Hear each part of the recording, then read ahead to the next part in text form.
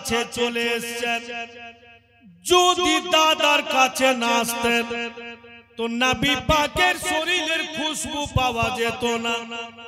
মা হালিমা ভিতরে গিয়া দেখছেন গো,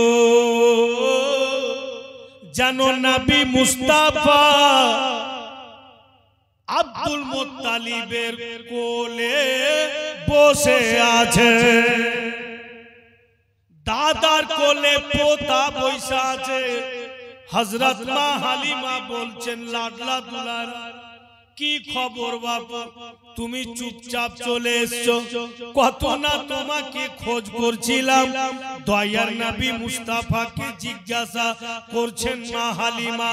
আব্দুল মুত্তালিব বলেন, ও হালিমা পরে জিজ্ঞাসা করবে, অনেক দূর থেকে তুমি আসলে, একটি কাজ করো, মুখ হাত ধুয়ে নাও, কিছুটা খেয়ে নাও, একটু শান্ত হয়ে যাও, তারপরে আলাপ আলোচনা হবে, তারপরে কথাবার্তা হবে। ঠিক মা হালিমা মুখ হাত ধুয়ে ফ্রেশ হয়ে গেলেন, এবার কিছু খাবার খাইলেন। এবার বন্ধুগণ আব্দুল মুত্তালিব, হযরত মা হালিমা এবং হযরত মা আমেনা আর নবী মুস্তাফা এক জায়গাতে বসে আছেন। আব্দুল মুত্তালিব বলতেছেন নিজের গোলামকে, দেখো দেখো অমুক জায়গাতে দেখবে অনেকটি বাড়ির বার্তানগুলো কিনে কিনে রেখেছি, বাড়ির জরুরতের বার্তানগুলো আমি নতুন নতুন কিনে রেখেছি। तमाम बर्तनগুলো হালিমার সামনে রেখে দাও। तमाम নতুন বর্তন এনে হালিমার সামনে রেখে দিল। এবার আব্দুল মুত্তালিব বলেন, এবার আমার ঘরে যাও, ঘরে গিয়া দেখো একটি কাপড়ের, নতুন কাপড়ের গেঠরি বাঁধা আছে, ওই কাপড়ের গেঠরি আনো, হালিমার সামনে রেখে দাও। কাপড়ের গেঠরি আনলে মা হালিমার সামনে রেখে দেওয়া হলো। এবার আব্দুল মুত্তালিব বলছেন কাকে? তো নবী মুস্তাফার মা হযরতে মা আমেনাকে বলে, বেটি এবার তুমি যাও, তোমার ঘরে যাও, তোমার ঘরে মা তোমাকে আমি যতটি টাকা রাখতে দিয়েছি বেটি, একটা পটলিতে টাকা বাঁধা আছে, আমেনা তুমি সম্পূর্ণ টাকা এনে হালিমার সামনে রেখে দাও। হযরত মা আমেনা ঘরের ভিতর গেলেন আর যত টাকা পটলিতে ছিল সমস্ত টাকা এনে মা হালিমার সামনে রেখে দিলেন।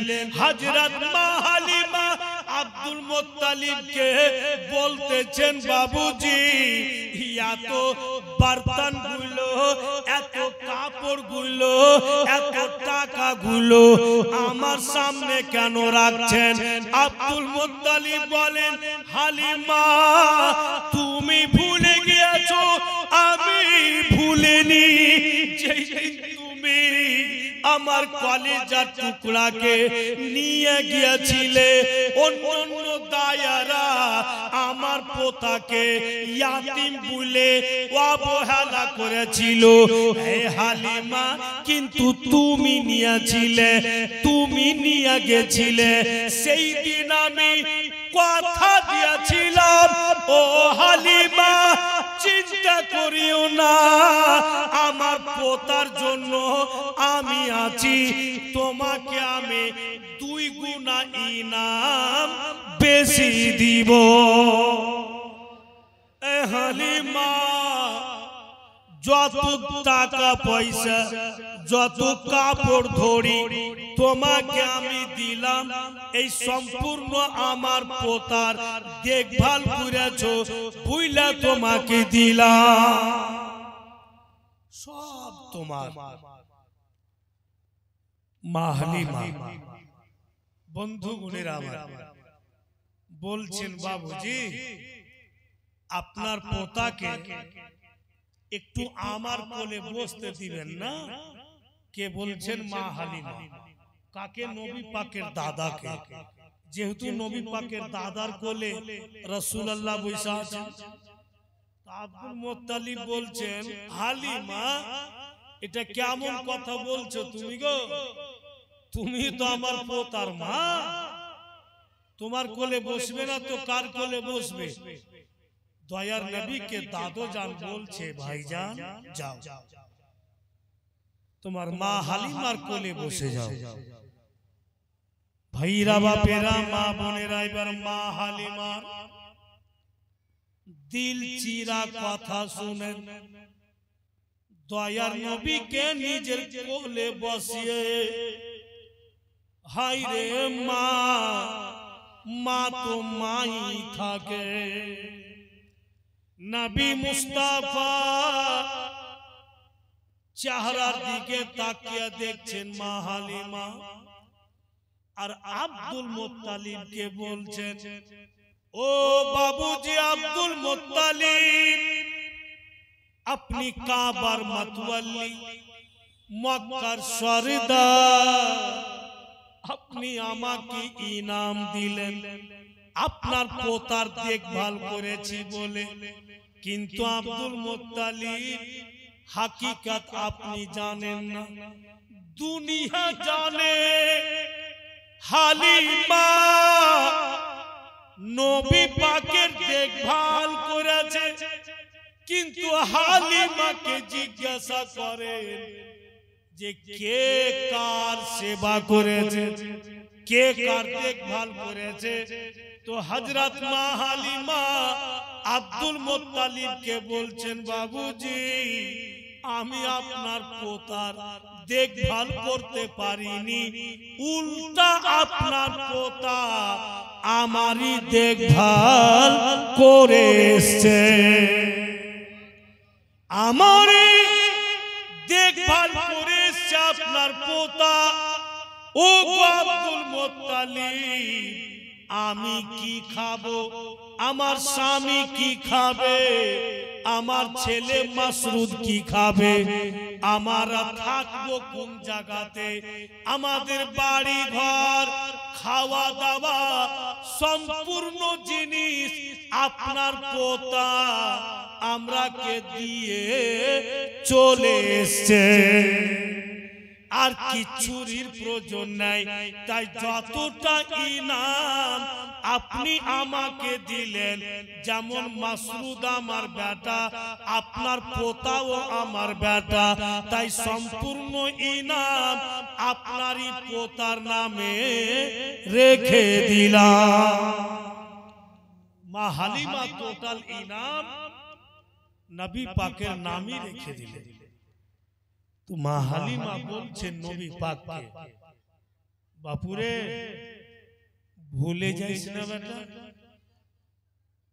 যখন যখন আমি স্মরণ করব, তোমাকে ইয়াদ করব, ভুলে যাইও না বাবা। দয়ার নবী মুস্তাফা বলছেন, মা একদম চিন্তা করিয়েন, আপনি যখন কোন সমস্যায় পড়ে যাবেন, আপনার এই লালকে আপনি ইয়াদ করে নিয়েন, আমার ইয়াদে মা আপনার সমস্যার সমাধান। নবী মুস্তাফা বললেন হযরত মা হালিমাকে। ভাইরা বাপেরা আমার, আর সত্যি মা হালিমা যা কিছু প্রপার্টি পেয়েছে, যত দৌলত হয়েছে উনার, সব আমার আপনার নবীর সদকাতে হয়েছে। বেরাদার আমার নবী যদি না যাইতেন তো বন্ধুগণ হালিমার সম্মান বাড়ত না। আমার নবীকে যদি না নিয়ে যেত তো মা হালিমাকে দুনিয়ার লোক চিনতো না। রাসূলুল্লাহর সঙ্গে সম্পর্ক লাগাতে মা হালিমার সম্পর্ক মানে সম্মান বেড়ে গেল। আচ্ছা বলেন, সবাই তো জানছেন যে এই পারটা হচ্ছে বাঙ্গাল আর ওই পার হচ্ছে গঙ্গার ঝাড়খণ্ড। তো রাজমহলে আপনি লঞ্চে উঠবেন তো তো বাপু নদীর পানি এত কাছে, কারণ যে লঞ্চে এক এক মার্তাবা 9 খান করে লরি চাপছে। আপনার ওই 14 চাকিয়া হোক 16 চাকিয়া হোক লরি 9 পিস করে বড় লঞ্চটাতে একবার চাপছে।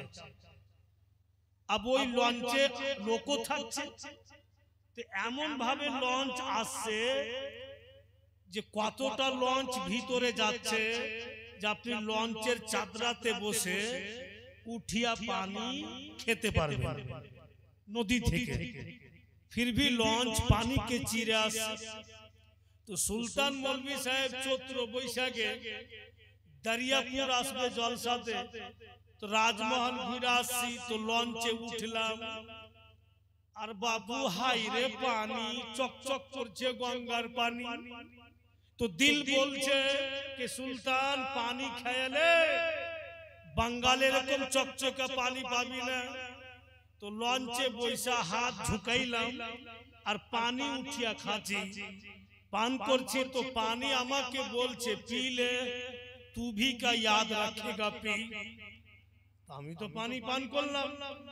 अब এই পার ऐसा নামবো তো ভাবনু যে জানি না আর পাবো কি পাবো না, শেষের মতো পানি 2-4 ঢোক পান করে নি। এবার যখন পানিতে হাত বাড়াচ্ছি পান করার জন্য, तो पानी बोलছে के रोक, पीना तो दूर की बात हमको छोना भी नहीं।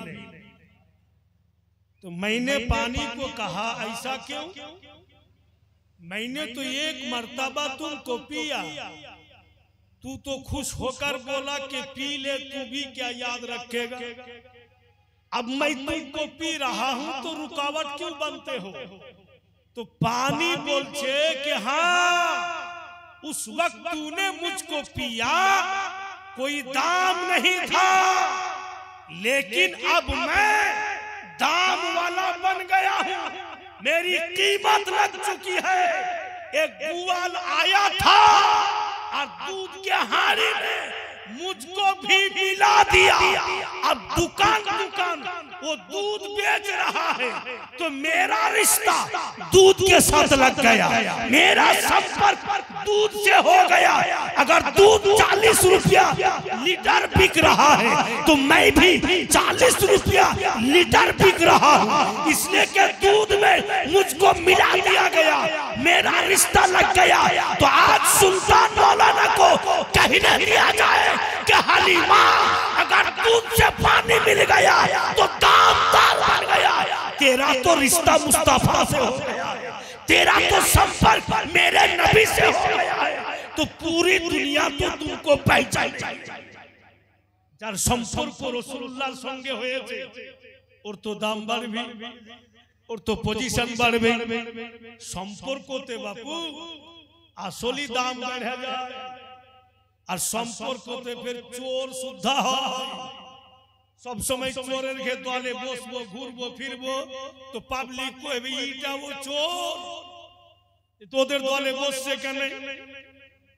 এবার কেউ জুয়া খেলছে, ওখানে আপনি পয়সা থাকবেন খেলেন না, কিন্তু পয়সা আছে, তো লোক দূর থেকে দেখা বলবে ইও জুয়া খো, এখন নেই দেখতে পাই না খেলে না। এরপরে যদি খেলে এ তো বসে কেন আছে। তো সম্পর্ক তো বাপু রিশতা খারাপও হয় আর সম্পর্কতে ফের রিশতা ভালো হয়ে যায়। বিরাদরান ইসলাম ভাইরা বন্ধু বোনেরা আমার, তো যাক মা হালিমা উনার মান মর্যাদা সম্মান অনেক বেড়ে গিয়েছে মুআজ্জাজ নবী পাকের সাদকাতে। আবু রাসূলুল্লাহর বাড়ি থেকে মা হালিমা বিদায় নিয়ে নিজের বাড়ি চলে আসছেন। এখানে কিন্তু মা হালিমার পর্ব শেষ। আব যেমন যেমন যেখানে যেখানে আছে ওখানে ওখানে আসে। অনেক দূরে একটি কথা আছে যে রাসূলুল্লাহ সাল্লাল্লাহু আলাইহি ওয়াসাল্লাম একবার মেম্বারে ছিলেন আর হযরত মা হালিমা চলে আসছিলেন। তো মেম্বার থেকে নাইমা নবী পাক বাবুজি নিজের কাঁধার চাদরকে নামিয়া বিছিয়ে দিলেন আর মা হালিমাকে বলছেন যে আপনি এখানে বসুন। তো মুআজ্জাজ সাহাবাই কিরাম তাজ্জুব হয়ে যায়, ইয়া রাসূলুল্লাহ এটা কোন মেয়ে, এর জন্য আপনি চাদর বিছিয়ে দিলেন? तो नबी पाक बोलते ये मुझको दूध पिलाने वाली माँ है, इन्होंने मुझको दूध पिलाया। तो मुआज़्ज़ाज़ इसमें बात साफ हो गया, अगर दूध पिलाने वाली माँ अगर मुस्तफा से मुलाकात करने जाए तो अपने कांधे का चादर जमीन पे बिछा दे। जो माँ के पेट से मैं दुनिया में आया हूँ, जिस माँ को तकलीफ देके मैंने जन्म लिया, बताइए उस माँ को किस तरह हमको मालूम। उन्हीं तो शुद्ध दूध पान करिয়েছিলেন, যার জন্য কাঁধার চাদর নামিয়ে রাসূলুল্লাহ বিছিয়ে দিয়েছিলেন। अब যেই মায়ের গর্ভে থেকে আমি আপনি জগতে এসেছি, ওই মায়ের সম্মান কত দূর করা উচিত। মানুষ বাপু সবই বুঝতে পারছে যে কোনটা ভালো মন্দ, বুঝতে কেউ কম নাই, কিন্তু কেন গোলমাল হয়েছে আল্লাহই জানে। যতদিন বেটার বিয়ে দিনি বাপজি ততদিন বেটা আমার, আর যেই দিন বিয়ে দিয়ে দিলু তখন সতলা বেটা ও আর আমার। 10টা কথা বলবো তো 2টা মানবে, 8টাই মানবেন, এরকম এখন পজিশন হয়ে গেছে। তো বাপ মাও ঢং ধরলেছে, যেদিন বিয়ে দিয়ে দিলে ওদিন বাপ মা ঘরে বৈশা বৈশা স্বামী স্ত্রী জি ভরে কাইন্দলে, যাই হলে বেটা নাই বিয়ে দিয়ে দিবার নাই, সব বাপ মায়ের দিলে কথা বলছে। কিন্তু ভাইরা আমার, বন্ধু গণেরা, হযরত মা আমেনা যখন মা হালিমা বিদায় করে গেলেন নিজের বাড়ি, কিতাব লেখক লিখছেন, মা বেটিরা একটু ধ্যান দিয়ে শুনবেন। মা হালিমা তো বিদায় নিয়ে চলে গেলেন বাড়ি, এবার হযরত মা আমেনা নিজের শ্বশুর বাবাকে রুটি খেতে দিয়েছে, আর পার্শ্বে নবী মুস্তাফা দাদা পোতা পার্সা পার্সি বৈশা আছে। হযরত মা আমেনা শ্বশুর বাবাকে খিলাইছে, আর রুটি যখন খাচ্ছেন আব্দুল মুত্তালিব, তো নবী পাকের মা বলছেন বাবুজি রুটি বানিয়ে আপনাকে দিয়েছে, রুটি খাচ্ছেন আপনি, ভালোভাবে খেতে পারছেন কিনা? যদি রুটি কড়া মনে একটু আমাকে ইশারা করবেন, আমি নরম করে দেওয়ার চেষ্টা করব। কেমন এদিকে আব্দুল মুত্তালিব রুটি খাচ্ছে আর বলছে সুবহানাল্লাহ। আমেনা বলো তো বেটি, জবে থেকে তুমি আমার আব্দুল্লাহকে বিয়ে করে আমার বাড়ি এসছো রে মা। বাচ্চা ছেলের মতো ফুটে ফুটে কাঁদতে লাগলেন। হযরত মা আমেনা শ্বশুর বাবার চোখের পানি মুছে আর বলে, আব্বা জান কি এমন কথা বললাম যা আপনার চোখে পানি? আমি তো শুধু আমার বাপ মাকে দেখতে যেতে চেয়েছি, যদি আপনি কিছুদিনকার ছুটি দেন। বন্ধু, বেটিরা শুরু থেকে বেটিদের জীবনে ওদের জীবনকে ভাইবা দেখছি আমি, তো কষ্টই কষ্ট। অতটা কষ্ট বোনের ভাইয়েরা করতে পারে না যত বোনেরা করে নাই। আপনা আপনা আত্মাতে হাত রেখে বলুন, সুলতান মৌলভী সাহেব জন্ম নিল, আমার বোনও জন্ম নিয়েছে, দোনো ভাই বোন মানুষ হইলাম। আমি কিন্তু 7 বোনের ভাই। মৌলানা তৈমুর সাহেবের 7 বেটি, বেরাদার হাইরে বোনেরা, যখন বাড়ি যাব তো বিছানা ওরাই করবে, বাড়ি যাব জামা কাপড় ওরাই ধুয়ে দিবে, আর যখন ওদের বিয়ে দিব তো পরের বাড়ি যাবে তবুও কাজ করবে, ওদের কোনো জায়গাতে ছুটি নাই। তো হযরত মা আমেনা বলছেন, বাপকে তো দেখতে চেয়েছিলাম, আপনি কেন কাঁদলেন? আমি বুঝতে পারলাম না। আব্দুল মুত্তালিব হযরত মা আমেনাকে বলছে, আমেনা শোনো মা, তুমি আমার কাছে বসো। তো শ্বশুরের কাছে বসলেন হযরত মা আমেনা। বাবুজি বলে তুমি বুঝতে পারোনি আমেনা, তুমি বুঝতে পারোনি যে তুমি আমার কাছ থেকে ছুটি চাইলে, কিছুদিনকার জন্য আমার চোখে পানি কেন আসলো? ইয়াদ করো তুমি যখন আমার আব্দুল্লাহ বিজনেসে যাওয়ার জন্য আমার কাছ থেকে ছুটি নিয়েছিল, আমার তো 10 বেটারে মা, কিন্তু সব চাইতে আমি আমার আব্দুল্লাহকে ভালোবাসি, ছেলেকে আমি ছুটি দিতে চাইছিলাম না। কিন্তু আমেনা তুমিও বললে, কি বলে তার ভাইয়েরাও বললে, তখন আমি ছুটি দিলাম। আমার কলেজার টুকরা বেটি বিজনেস করতে গিয়ে জীবিত বাড়ি ফিরে নিরে মা, ছেলে আমার রাস্তাতে ইন্তিকাল করেছিল, এখন আমার জীবনে আর কেউ নাই, যদি আছে তো তুমি, আমার মা ধরো তবুও তুমি, আমার বেটি ধরো তবুও তুমি। আমেনা তুমি যদি খাবার না বানিয়ে দাও তো আমি আর খিদা মিটে না, পেট ভরে না, তোমার হাতের খাবার না পাই তোমার বাপের পেট ভরে না। আজকে তুমি আমার কাছ থেকে তোমার বাবা মায়ের বাড়ি যাবে বইলা তুমি ছুটি চাইলে, তাই আমার হুট করে দিল বইলা উঠলো, আমার আব্দুল্লাহর মতো আমেনাও যদি জীবিত না ফিরে এই বৃদ্ধর জীবন কেমন কাটবে? আমেনা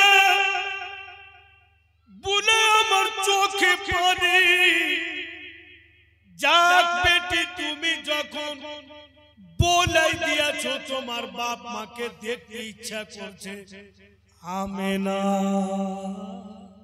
যাও বেটি, আমি তোমাকে 1 সপ্তাহ ছুটি দিলাম, 8 দিন থাকবে, ওর চাইতে বেশি থাকিও না মা। 8 দিনকার ছুটি দিলে আব্দুল মুত্তালিব বলেন, কেটা কেটা যাবে রে মা? হযরত মা আমেনা বলেন যে আমি যাব, আপনার পোতাকে সঙ্গে নিব, আমার ছেলেকে আর আমাদের দাসী উম্মে আইমানকে নিয়ে যাব। বলে হযরত আব্দুল্লাহর একটা দাসী বাড়ির কামকাজ করত, যার নাম উম্মে আইমান, ওকে সঙ্গে করে আমরা 3 জন যাব। তখন আব্দুল মুত্তালিব বলেন, ঠিক আছে চল, তোমরাকে একটু আগিয়ে দি। আগিয়ে দিল, আর ফির আব্দুল মুত্তালিব নবী পাককে বলছে, ভাই আমেনা শুধু তোমার মা, সে কথা নয়, আমেনা আমারও মা, ভাই জলদি ফিরবে। এই বইলা কিন্তু পোতাকে, বৌমাকে, দাসীকে বিদায় করে দিলেন। মক্কা আর মদিনার বর্ডারে নবী পাকের নানার বাড়ি, উনার নানার নাম কিতাবে লিখছে ওয়াহিদ বিন জাহরি माने वाहिबेर बेटा जहरी तो वाहिब बिन जहरी बाड़ी जाच्छेन हजरत मा आमेना और जेमनी बापू बापेर देशे गिয়েছে जारी बाबा नजर पड़ছে नबी पाकेर उपरे সেই কিন্তু বলছে আমেনা একদিন আমার বাড়িতে দাওয়াত নিয়ে নাও फिर অন্য কে বলছে আমেনা বেটি তুমি তো আসোই না এসছো বাবা तो তোমার নুরানি ছেলেকে নিয়ে একদিন আমার বাড়িতে দাওয়াত নিয়ে নাও সবাই কিন্তু বাপু দাওয়াত করতে লাগলো যেই কেউ নবী পাকের চেহারা দেখছে সেই কিন্তু বলছে আমেনা একদিনকার জন্য আমার বাড়িতে তোমার লালকে রাখো তোমার লাল যেমন চমকিছে আমার বাড়িও তেমন চমকিবে সবাই কিন্তু দাওয়াত করতে লাগলো ভাইরা আমার বন্ধু মনিরা আমার নবী এমনই যে সবাই কিন্তু দেখে দেখে দাওয়াত করতেছে ভুলেই বেরাদার এই জন্য তো আমরা অহরহ বাংলা ভাষাতে নবী পাকের শানে গুনগুন করে গাই আর বলি কারণ বেরাদার আমার আকা মাওলার তারিফ করতে করতে আমাদের জিন্দেগি শেষ হয়ে যাবে কিন্তু রাসূলুল্লাহর তারিফ শেষ হবে না आका मौलार जीवन बयान करते करते सुल्तान मौलवी 36 बार मरबे और जन्मिबे किन्तु रसूलुल्लाहर जिंदगी शेष होबे ना उनार प्रत्येक कथाई शोनार मतो बोली बिरादरान इस्लाम की सुंदर भाषाते नबी पाकेर शाने এই জন্য বলেছে बिरादर बांगला भाषाते যেন বুঝতে অসুবিধা না হয় তাই বাংলা ভাষাতে বলছে कि नूर नबी जी मर्तबा नाई गो सीमाना नाई गो सीमाना नूर नबी जी मर्तबा नाई गो सीमाना नाई गो सीमाना सारा जगत खूजे देखो सारा जगत खूजे देखो सभी तर दीवाना नूर नबीजीर मर्तबार नाई गो सीमाना नाई गो सीमाना পুরোটা বলবো জোরে বলুন ইয়া রাসূলুল্লাহ কে সৃষ্টি করিলেন আল্লাহ নবী কে আপন নূরে হেতে আর মানব রূপে পাঠালেন মহাকারী ভূমিতে আর নবীর নূরে আলোকিত নবীর নূরে আলোকিত ये सारा ज़माना नूर नबीजीर मर्तबार नाई गो सीमाना नाई गो सीमाना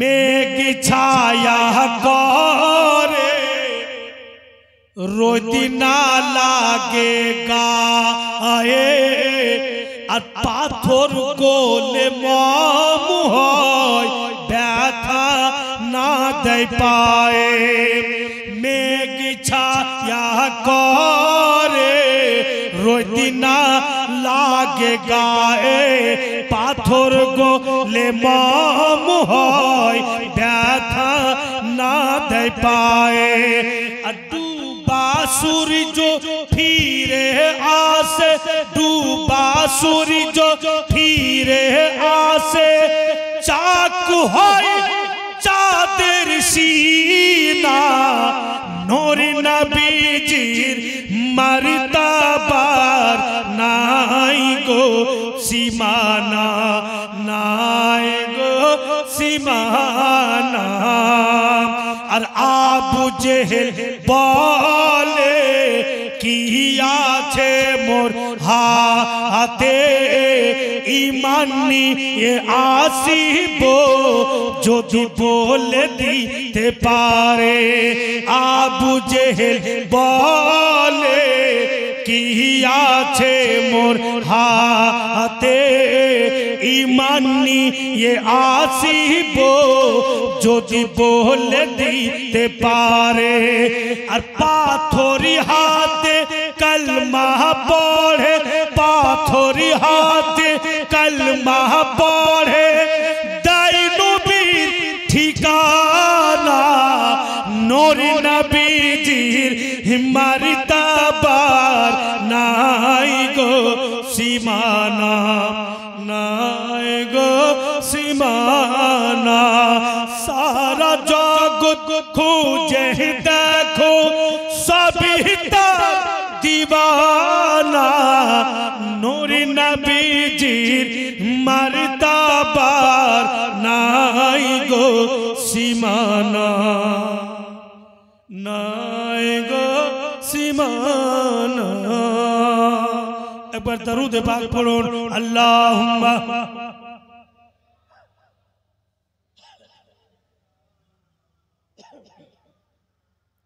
মোহাম্মদ ওয়ালা আলে সাইয়্যিদিনা।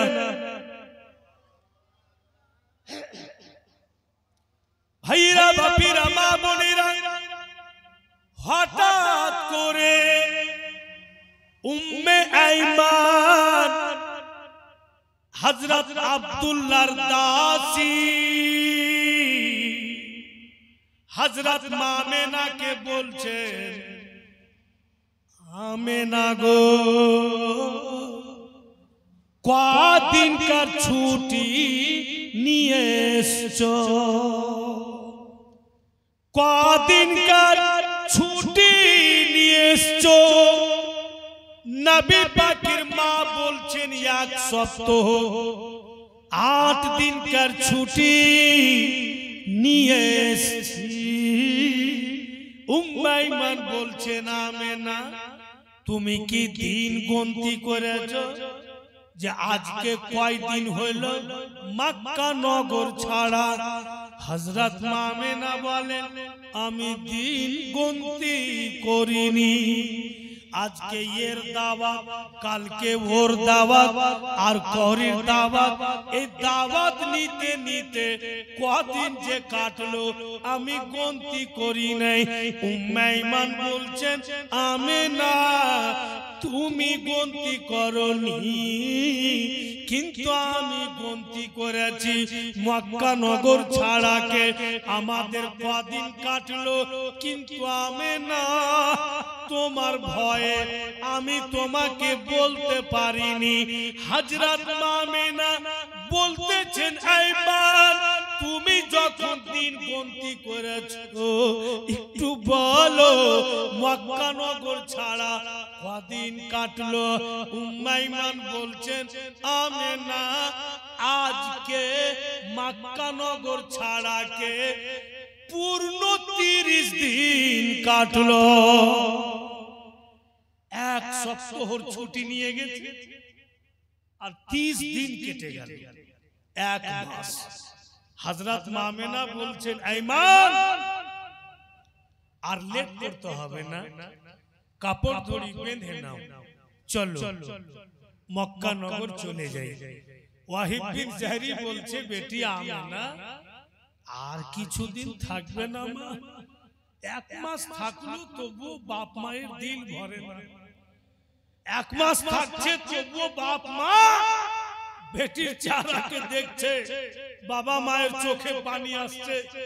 হযরত মামেনা বলছেন, বাবুজি আপনি তো জন্মদাতা বাপ, আর যেটা কাছে আমাকে দিয়েছেন ওখানে যে আমার একটা বাপ আছে, আপনার কাছে বেশি দিন থাকবো আমার ওইটা বাপ যে হারিয়ে যাবে, ওটা বাপ যে রাত দিন কাঁদবে, আমাকে যেতে দেন বাবু, আমাকে রুকিয়েন না। হযরত মামেনা বাপ মায়ের কাছ থেকে আদেশ নিয়ে আপ কিন্তু মক্কা নগর আসছেন। বাপু গ্রাম পার হয়ে গেছে, আর যেমনই মাঠের রাস্তাতে গিয়েছে হযরত মা আমেনা বলছেন উম্মে আইমানকে দাঁড়াও, ও উম্মে আইমান, এই জায়গা থেকে মক্কা নগর যাওয়া দুটা রাস্তা, একটি সোজা একটি বেঁকা হবে। কোন রাস্তা দিয়ে যাবে আইমান? উম্মে আইমান বলছেন আমেনা, যেটা রাস্তা তোমাকে সুবিধা মনে হয় সেই রাস্তা দিয়ে চলো। হযরত মা আমেনা বলছেন আইমান একটি কাজ করো, যেই রাস্তা দিয়ে এসেছি ওটা রাস্তা দিয়ে যাব না, চলো চলো মাঠের ভিতর দিয়া, ময়দানের ভিতর দিয়ে একটা রাস্তা আছে, খুবই শর্টে হবে, চলো এই রাস্তা দিয়া যায়। ঠিক বিরাদার মাঠের রাস্তা ধরে নিলেন, আর মাঠের মধ্যে যখনই গিয়েছেন হযরত মা আমেনা চলার যেটা স্পিড ছিল, জলদি জলদি হাঁটছিলেন, ওটা বাবুজি কমে গেল। চলার স্পিড একদম ধীমি হয়ে গেল। হায়রে উম্মে আইমান, মা আমেনার দিকে দেখছেন, আমেনা আজকে এমন কেন করছে, এত আস্তে আস্তে কেন হাঁটছে, এত বড় ময়দান, আমাদের সঙ্গে কোনো লোক নাই, আমরা কে দিনে দিনে মাঠ ময়দান পার হইতে হবে। উম্মে আইমান বলছেন আমেনাকে, ওগো আমেনা, একটু জোরে জোরে চলো, একটু হাঁটার স্পিড বাড়াও, কারণ যে দিনে দিনে মাঠ পার হয়ে যাবে। কিন্তু হযরত মা আমেনা টোটালি স্পিড বাড়ান না, আস্তে আস্তে হাঁটছেন, আর ফের গোটা ময়দানে চতুর্দিকে নজর ঘুরাইতে আছে। মনে হচ্ছে উনি কিছু খোঁজ করছেন। উম্মে আইমান খালি টুকটুক করে আমেনার দিকে দেখছেন, আজকে এর হালাত এমন কেন, কি খোঁজ করছে আমেনা এত বড় ময়দানে, কিছু তো বুঝতেই পারি না।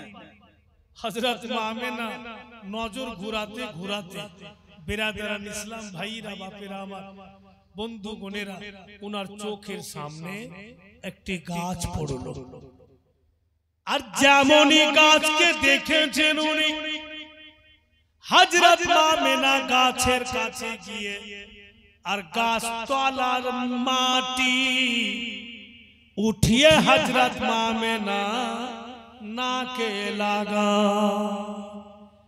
গাছ তলার মাটি উঠিয়ে শুঙ্গে দেখছে, বলতেছে উম্মে আইমান, এমন কেন করছো, মাটি শুঙ্গে কেন দেখছো?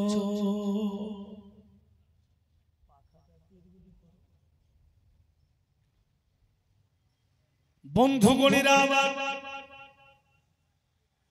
তখন হযরত মা আমেনা বলেন, এই উম্মে আইমান, আমার ছেলেকে আমার কোলে বসাও। দয়ার নবী মায়ের কোলে বসলেন, মায়ের চেহারাকে দেখছেন তো হযরত মা আমেনা দোনো চোখে পানি। নবী মুস্তাফা রহমতের উঙ্গলি উঠিয়ে মায়ের চোখের পানি মুছে, মা জননী এই মাঠের মধ্যে কেন কাঁদেন মা? হযরত মা আমেনা হাত উঠিয়ে বলছেন, বেটারে, যেদিকে আমি উঙ্গলি উঠাচ্ছি বেটা, আমার উঙ্গলির দিকে সামনে দেখো তো বাপু, কিছু দেখতে পাচ্ছ? তো নবী মুস্তাফা দেখছেন মায়ের উঙ্গলির দিকে, তো কিছুটা দূরে বাপু মাটি উঁচু হয়ে আছে। হ্যাঁ মা, দেখতে পাচ্ছি যে মাটি উঁচু হয়ে আছে। হযরত মা আমেনা বলছেন এই জন্য এই পথ দিয়ে আসলাম। এ লাডলা দুলারা, যে জায়গাতে মাটি উঁচু আছে বেটা, ওটাই হচ্ছে তোমার আব্বার কবর। বুঝলাম এই পথ দিয়ে আসলাম, বলা যায় না তোমার আব্বার কবর তোমাকে কেউ দেখাবে কিনা। বাপু তুমি দেখে নাও। আর এই গাছতলার মাটি এই জন্য শুয়েছিলাম, এই গাছতলাতে তোমার আব্বা বিজনেস করে ফিরার পথে বসেছিলেন। এখন পর্যন্ত তোমার আব্বার শরীরের খুশবু পাওয়া যায়। ভুলে যাইও না বেটা, মাঝে মাঝে তোমার আব্বার কবর জিয়ারত করবে। এবার হযরত মা আমেনা নবী পাকের কপালে চুমা দিচ্ছেন। হায়রে মা, বেটার হাতে চুমা দিচ্ছে আর বলছে বাবু দু একটি কথা বলছি বেটা, খুব ধ্যান দিয়া শুনো। মক্কা নগরে যদি তোমার উপরে কেউ পাথর চালিয়ে দেয়, বাপু তুমি ঘুরিয়া পাথর মারিও না। যদি তোমাকে কেউ গালি দিয়া দেয়, তুমি ঘুরিয়া গালি দিও না, কারণ তোমার আব্বা দুনিয়াতে নাই। আর আমি বুঝতে পারছি বেটা, আমারও সময় শেষ। আজকে আমি বুঝতে পারছি যে তোমার দাদা কেন কেঁদেছিলে। হে লাডলা দুলারা, তুমি তো জানছো বাবু, তোমার দাদা আমি যদি খানা তৈরি না করে দিই তো পেট ভরে, আমি যদি বিছানা না করে দিই তোমার দাদাকে ঘুম আসে না। আমি বাবু আর জীবিত ফিরে যেতে পারবো না। আমার একটি পেগাম তোমার দাদাকে দিয়ে দিও। আমার এই খবর বেটা ওই বৃদ্ধ আব্দুল মুত্তালিবকে দিয়ে দিও, যেন তোমার মাকে তোমার দাদা দিল থেকে ক্ষমা করে দেয়। কারণ কখনো আমাকে বৌমা বলেনি, চিরদিন মা বেটি বলেছে। হায়রে উম্মে আইমান বিশাল চিন্তায় পড়ে গেলেন। চট করে নবী পাককে টেনে আঁচলে ঢাইপা নিলেন।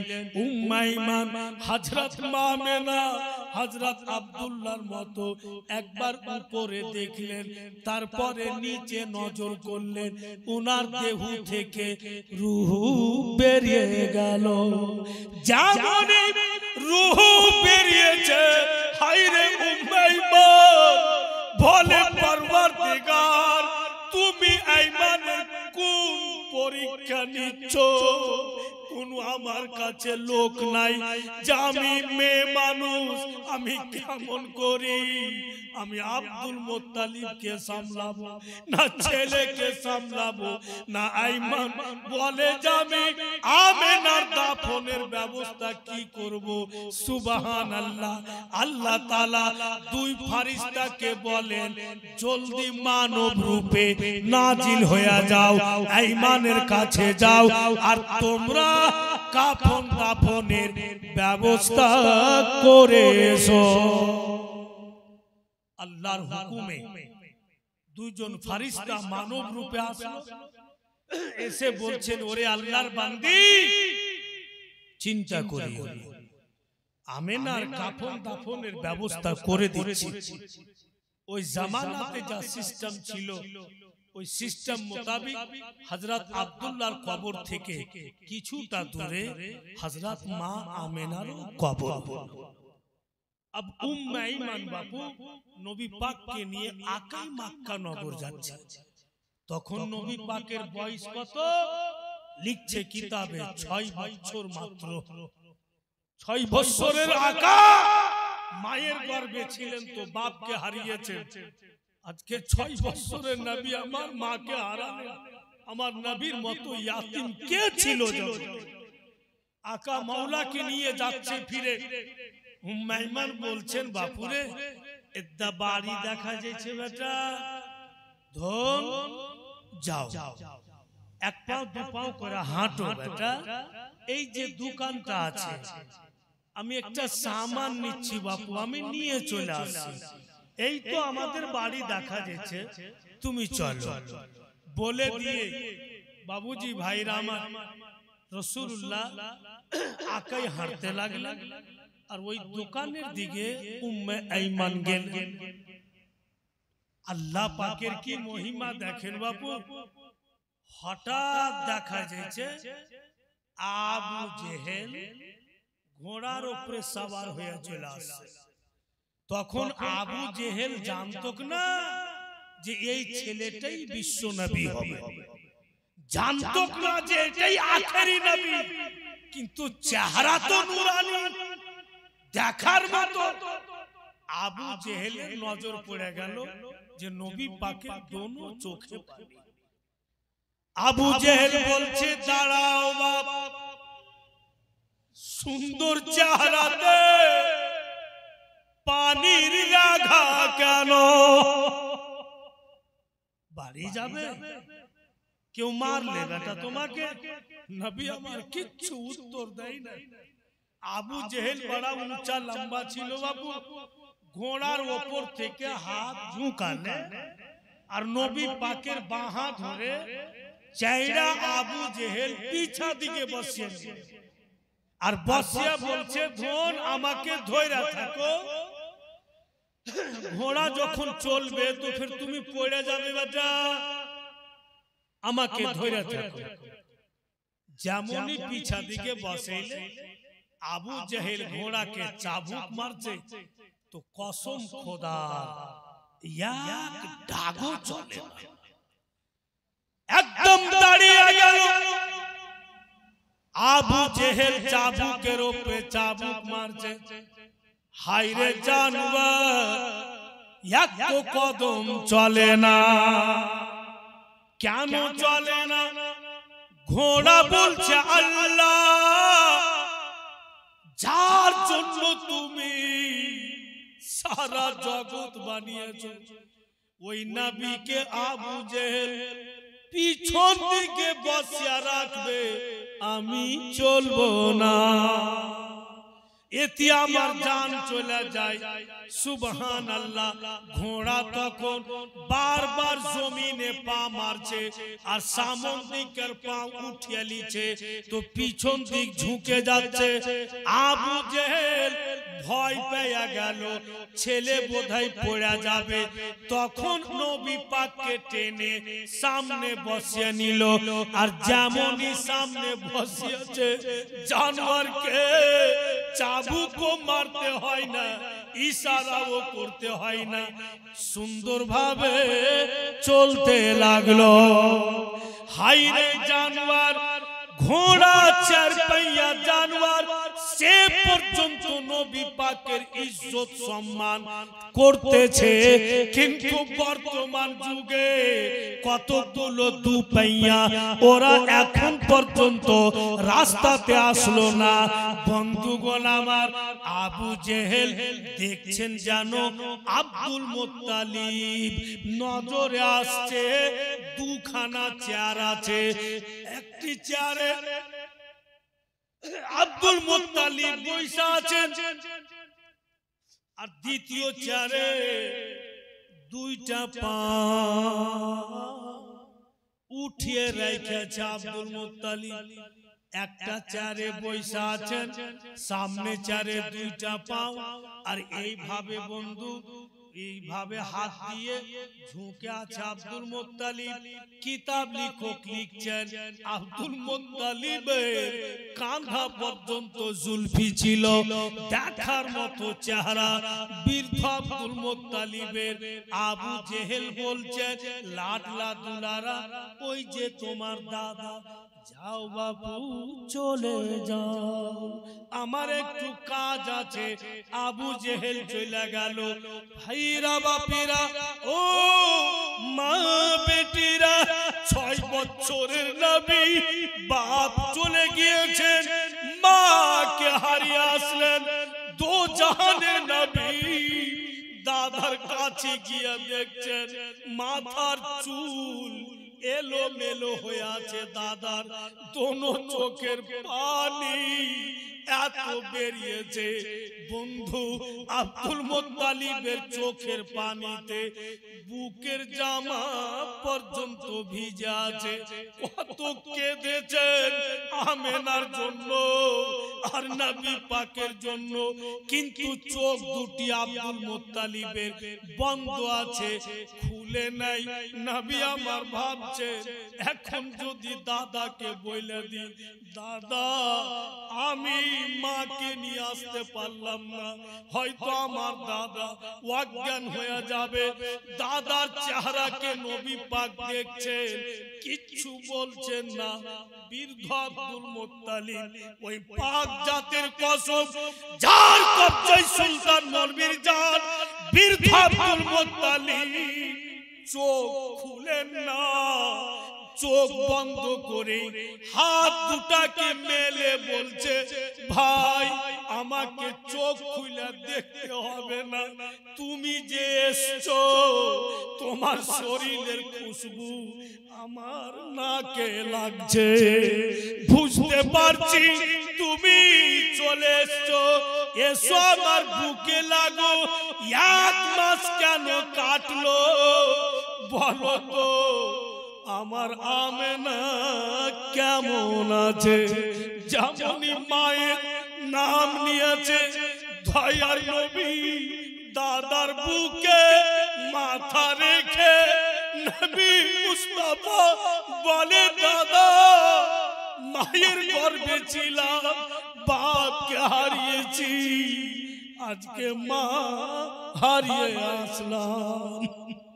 আব্দুল মুত্তালিব নবী পাককে নিজের বুকে চেপে ধরে দাদা বলছে, খবরদার একদম চোখের পানি ফেলবে না, যেটা বইলা আমাকে ভয় ছিল সেটাই হয়ে গিয়েছে। আমেনাও চলে গেল, একদম তুমি চিন্তা করবে না। দেখো বৃদ্ধর শরীরে আল্লাহ এখনো শক্তি দিয়েছে, আমি তোমার দেখভাল করতে পারবো। সুবহানাল্লাহ।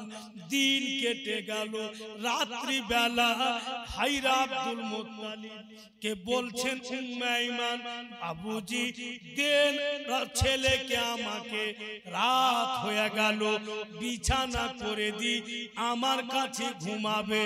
আব্দুল মুত্তালিব বলছেন যে না, আমার পোতা আমার কাছে ঘুমাবে, তোমাকে চিন্তা করতে হবে না, আমার কাছে থাকতে দাও। ঘুমাবে টাইমে নিজের হাতে বিছানা করলেন আব্দুল মুত্তালিব। নবী মুস্তাফা মুখে হাত নিয়ে খাবার দিচ্ছে। নবী আমার বলছেন, দাদা যেন ভুক মনে হচ্ছে না, যেন খিদে মনে হচ্ছে না। হায়রে আব্দুল মুত্তালিব নবী পাককে শুইয়া দিলেন, একবার মাথা টিপছেন, একবার হাত টিপছেন, একবার পা টিপছেন।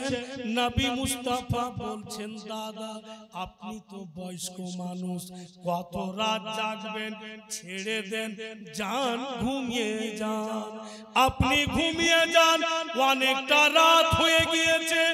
আব্দুল মুত্তালিব বলতেছে, লাডলা পোতা, সারা জীবন যদি তোমার জন্য জাগতে হয়, এই বৃদ্ধ জাগবে, তুমি এতটা ভাবিও না। দয়ার নবী উনি নিজ ইচ্ছাতে চোখ দুটি বন্ধ করলেন যে দাদা যখন দেখবে পোতা ঘুমিয়ে গিয়েছে তো ঠিক দাদাও ঘুমিয়ে যাবে। নবী মুস্তাফা নিজ ইচ্ছাতে চোখ দুটি বন্ধ করলেন।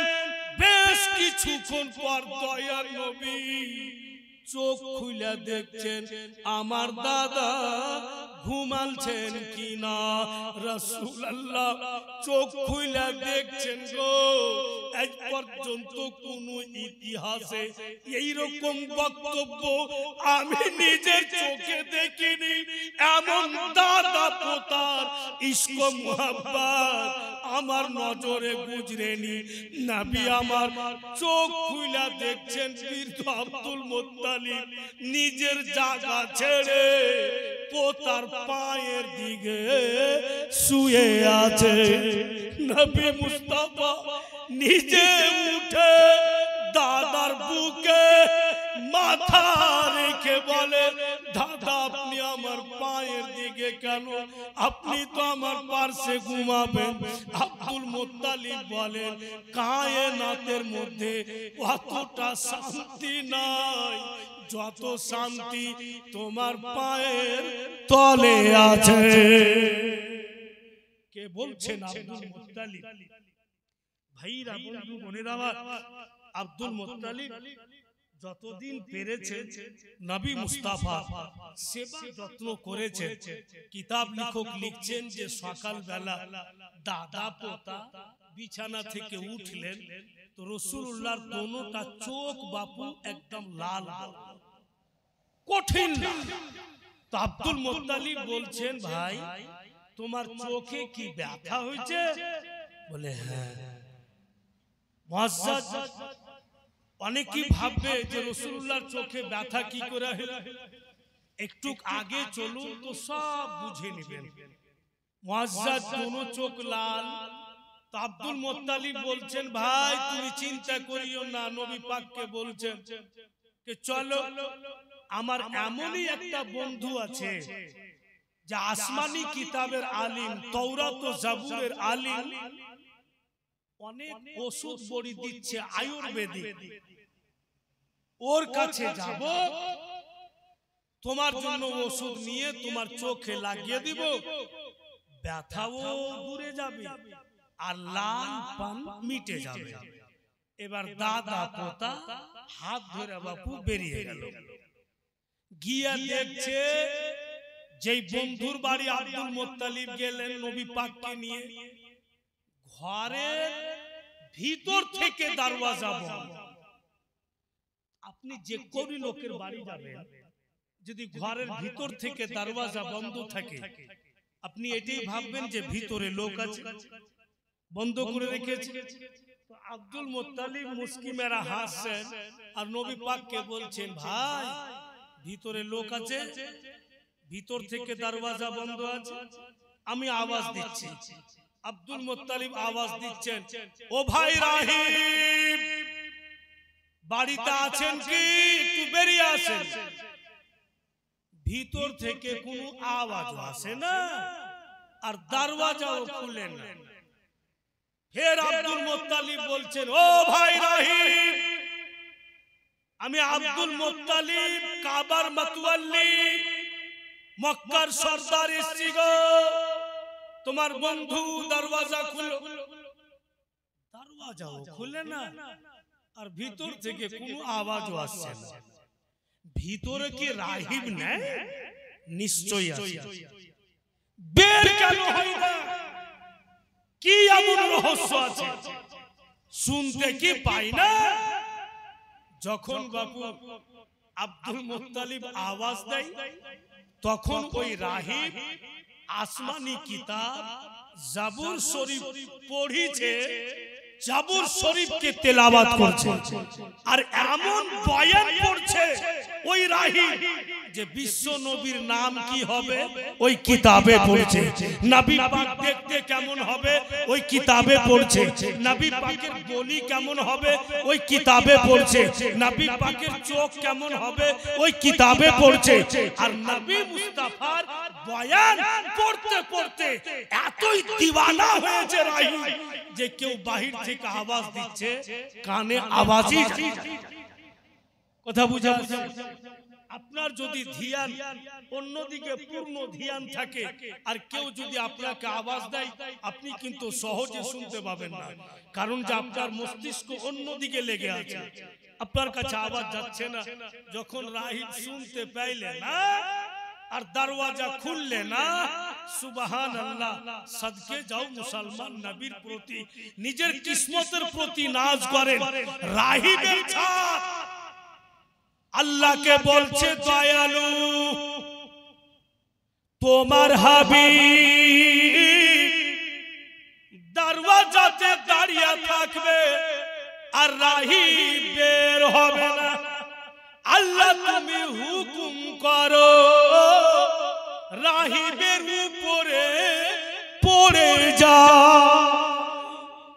রাহিবের ছাত বলছে আল্লাহকে, আল্লাহ তুমি হুকুম করো রাহিবের উপরে পড়ে যাই और किस्सा तमाम করে দেই। বাহিরে নবী পাক থাকবে বের হবে না, তো আল্লাহ বলছেন ওরে ছাত যদি পড়ে যাইস তো রাহিব তো মারা যাবে, আর রাহিব যদি মারা যায় এখানে আমার নবী একটি মুআজিজা প্রকাশ্য হবে, আর ওই মুআজিজা এই রাহিবের দ্বারাতেই প্রকাশ্য হবে। একে যদি মেরে দেওয়া হয় তো মুআজিজায়ে রাসূল কি করে প্রকাশ্য হবে? বলে ছাত তোমাকে পড়তে হবে না, তুমি এক কাজ করো, ঝুঁকতে ঝুঁকতে রাহিবের মাথাতে কট করে লেগে যাও আর ফের উপরে উঠো, ফের নিচে নামো, এমনি দু চারবার করো, নিজেই ভাগে যাবে ঘর থেকে যে আমার জান চলে যাবে। এবার রাহিব বাপু কিতাব পড়ছে আর ছাদ কিন্তু নেমে আসছে, এইসা ওর মাথায় ঠেকেছে। ও মাথায় কি ঠেকলো? তো হাত তো উঠেছে, তো হাত উঠেছে তো লেগে যাচ্ছে হাত, দেখছে তো ছাদ, আর যেমনই দেখেছে ফের ছাদ বাপু উপরে উঠছে, ওর জিন্দেগি ভালো থাকবে, কোনো ভিড় থাকবে। আমার এখনো মনে আছে 2012 সালে ঘন ঘন ভূমিকম্প, বেশিক্ষণ না, হালকা হালকা করে কিন্তু হতো খুব। তখন আমি সারদহ মিস্ত্রি পাড়াতে জীবনী বলছিলাম। তো সকাল 11টার দিকে আমরা বাজার গেছি, একটা বেঞ্চে আমি একাই বসে আছি আর একটা বেঞ্চে 3টা মৌলভী সাহেব। তো বেরাদার ওখানে আমরা বসে আছি, তো ওই মৌলভী সাহেব 3টা বলছে যে রাত্রে লাগছে, খুবই বইকেছেন 2-4 ঘন্টা। আমি কেন গো? বলে বেঞ্চ সহজে হিলছে, ওয়ার্কে দিকে দেখছি তো ওরাও হিলছে, তোমরাও যে হিলছো। সবটা লোক দেখছি তো নাপিতের দোকানে দাড়ি কাটার গেলে লাইন দিয়ে বসে আছিল, নাপিতের ঘর হিলেছে, ভাগছার বলছে মাগে মরনু, ভাগ রে দুনিয়া হিলছে মাগে মরনু। আরে পাগলা দুয়া দুয়া কিছু কহা কইছে মাগে মরনু, তো কহে তুই বাইক যাবি, ভাগ কোনটা ভাগ? এমন মুসলমান যে মুখ থেকে একটি দুয়ার শব্দ বের হয় না, বলছে মাগে মরনু, উপায় তো একটু সামান্য হিলল তো তাহাস নাহাস শুরু হয়ে গেল। আর রাহিবের ছাতে বাপু ছাদ ঝুঁকছে, ওর মাথায় লাগছে আর ফের উপরে উঠছে, তো রাহিবের হালাতটা কি হবে? ও জানের ভয়ে চটচরা দরওয়াজা খুলে আর বেরিয়ে চলে আসছে। আর যেমনই বেরিয়েছে নবী পাকের উপরে নজর পড়েছে, হাই রে রাহিব শাহাদাত উঙ্গলি উঠিয়ে নবী পাকের নূরানি চেহারাতে ঘুরাই, আব্দুল মুত্তালিব বলেন, ও রাহিব, 3 মারতাবা ডাক দিলাম, তবুও বের হচ্ছিল না। কোন রকম বের হলে তো কিচ্ছু বলছো না, জিজ্ঞাসাও করছো না। আমার পোতার চেহারাতে উংলি কেন ঘুরাও? রাহিব বলে, ওরে আব্দুল মুত্তালিব, ছেলেটাকে বলে আমার পোতা। বলে কি কারণে এসছো? বলো তো ছেলেটার নাম কি? বলে মুহাম্মদ। বলে এবার বলো কি কাজে এসছো? বলে আমার পোতার চোখ দুটি লাল, একদম ব্যথা করে, এর কোনো ওষুধ আছে কিনা? রাহিব বলে, ওরে আব্দুল মুত্তালিব, বিশ্বের মধ্যে কোন হাকিম জন্ম নিতে পারেনি যা আপনার পোতার চোখে হিকমতগিরি খাটিয়ে দেয়। বিশ্বের মধ্যে কোন সার্জেন জন্ম নিতে পারে নাই যা আপনার পোতার চোখে সার্জেনগিরি খাটিয়ে দেয়। আমার দাওয়াই চলবে না, করে ওষুধ চলবে না। আব্দুল মুত্তালিব বলতেছে, তবে আমার পোতার চোখের লাল পান মিটবে নাকি? ব্যথা ভালো হবে নাকি? বলে নিশ্চয়ই হবে। বলে তুমি তো বললে হাকিমের হিকমত চলবে না, সার্জেনের সার্জেনগিরি চলবে না, তো কি করে ভালো হবে? হাইরে রাহিব বলে, ওরে আব্দুল মুত্তালিব, তুমি বুঝতে পারোনি আল্লাহ তাআলা তোমার পোতাকে হাকিমেরও হাকিম বানিয়ে পাঠিয়েছে, তোমার পোতাকে সার্জেনেরও সার্জেন বানিয়ে পাঠিয়েছে। কিচ্ছু লাগবে না, তোমারই পোতার মুখ থেকে একটু থুক উঠিয়ে নাও আর তোমারই পোতার চোখে লাগিয়ে দাও, সঙ্গে সঙ্গে ভালো হবে।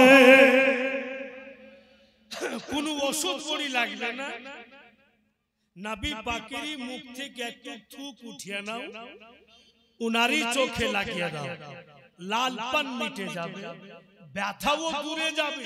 কি বুঝা গেল? যে আমার আপনার নবীর থুক মুবারক বিমারির দাওয়া। উনার যদি থুকের এত মার্তবা হয় তো সর্ব শরীরের কত মার্তবা।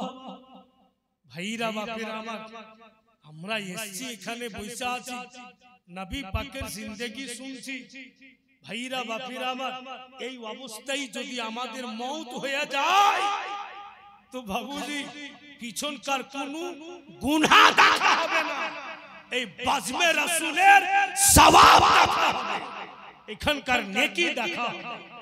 আজকের এই মাজমাতে ভাইরা বাপেরা আমার, আমি চাইবো যে আমরা যতকে এসেছি আপনা আপনা আহলে খানদানের নামে আমরা দোয়া করাবো। ভাইরা বাপেরা, বন্ধু বোনেরা, তাই আপনাদের কাছে আমার রিকোয়েস্ট হবে, আজকে যে শিরনি হবে, ফাতিহা হবে, তো ফাতিহাতে শরীক হওয়ার জন্য তাবাররুকে শরীক হবেন। তাই তাবাররুক মনে করে মুআজ্জাজ এমন কোন জওয়ান ছেলে আছে যে ওর মা বেঁচে আছে, ফির ভি 100 টাকা দিবে যে মৌলভী সাহেব আমি দোয়া নিব আমার মাকে যেন আল্লাহ ভালো রাখে, আমি মায়ের দুধ পান করে এসেছি, আমার মাকে যেন আল্লাহ সুস্থ রাখে। আজকে নবীর স্টেজে শিরনিতে আমি শামিল হচ্ছি 100টা টাকা দিয়ে। এই 100 টাকা যার মা চলে গেছে কবরে, আপনি এই মনে করে দেন যেন মাকে আল্লাহ জান্নাতবাসী করে, আর করির মা বেঁচে আছে এই মনে করে দেন যেন আল্লাহ তার মাকে ভালো রাখে। এই 100 টাকার জন্য 500 দুটোটাই আপনি কি নাম মঈনুদ্দিন সাহেব দেখেন 600 টাকা দান করেছেন, সুবহানাল্লাহ, মাশাআল্লাহ।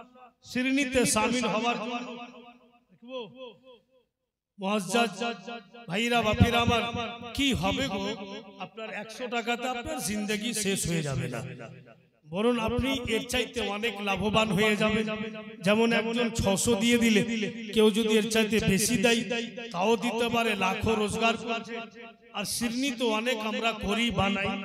তাই ভাইরা মা বোনেরা, আজকে শেষ রাত্রে অবশ্যই কিছু দিবে, তোমরা নিবে না, আমি যাব না হয়তো এটাই তো আমি যাচ্ছি।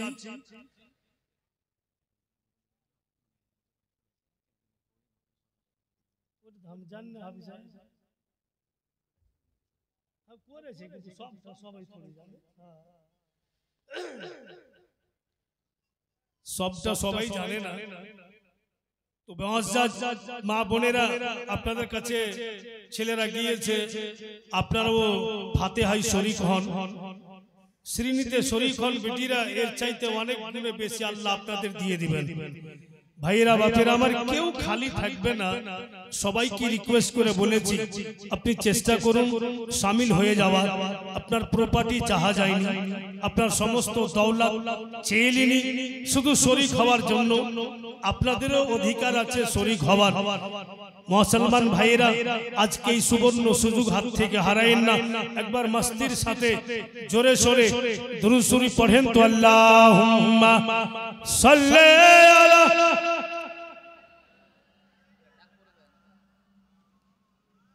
মুহাম্মদ ওয়ালা আলে সাইয়্যিদিনা সাল্লাল্লাহু তাআলা সাল্লাম। আমি লক্ষ সালাম জানাই নবী তোমার কদমে, শান্তি সুধা আছে নবী তোমার কদমে। আমি লক্ষ সালাম জানাই নবী তোমার কদমে, শান্তি সুধা আছে নবী তোমার কদমে। আমি লক্ষ সালাম ওই মেরাজের পবিত্র রাতে, জিবরাইল আসিলেন নিয়ে বুরাক সাথে, জিবরাইল আসিলেন নিয়ে বুরাক সাথে। স্বয়ং জিবরাইল দেয় চুমা নবীর কদমে, স্বয়ং জিবরাইল দেয় চুমা নবীর কদমে।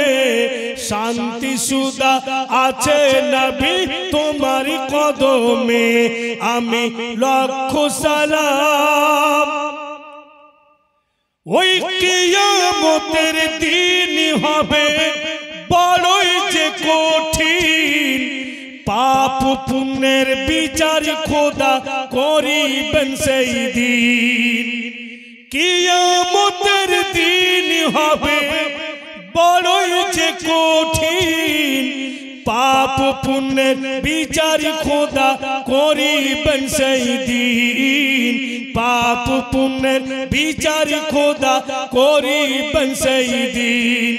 সেই দিনেতে জায়গা দিও তোমার কদমে ইয়া রাসূলুল্লাহ, সেই দিনেতে জায়গা দিও তোমার কদমে। শান্তি সুধা আছে নবী তোমার কদমে।